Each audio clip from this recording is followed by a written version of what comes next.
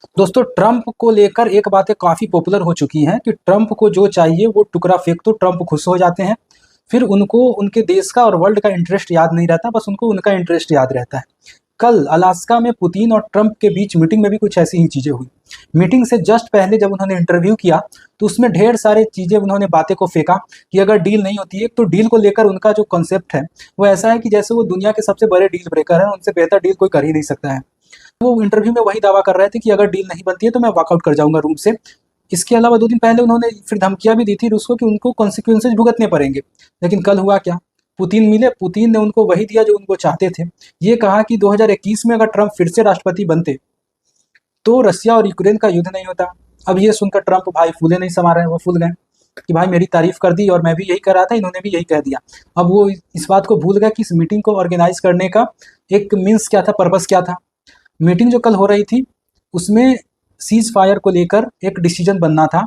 Trump Nobel peace prize को लेकर काफ़ी कंसस हैं। ये डील जाए बाहर में, पीस जाए बाहर में, उनको नोबेल पीस प्राइज चाहिए। तो नोबेल प्राइज के लिए कल फिर से उन्होंने दावा ठोका, लेकिन पुतिन ने बहुत ही चालाकी से उनको साइडलाइन कर दिया। उन्होंने ये कहा कि मॉस्को में आगे मिलते हैं, फिर बात करते हैं कि आगे क्या होगा। तो दोस्तों ये जो है पता नहीं चल रहा है कि अभी पॉलिटिक्स में क्या होने वाला है, क्योंकि रसिया का जो डिमांड है वो काफ़ी 3 ऐसे प्रमुख डिमांड है रसिया के। एक तो है कि जो भी सैंक्शन अभी तक नाटो ने लगाया है, जो यूरोपियन देशों ने लगाया और यूएस ने लगाया उनके ऊपर, लगभग मुझे लगता है कि ऐसे सैंक्शन शायद पहली बार होगा कि किसी देश पर इतना ज़्यादा सैंक्शन लगा है। तो इन सैंक्शन में ढील वो चाहते थे।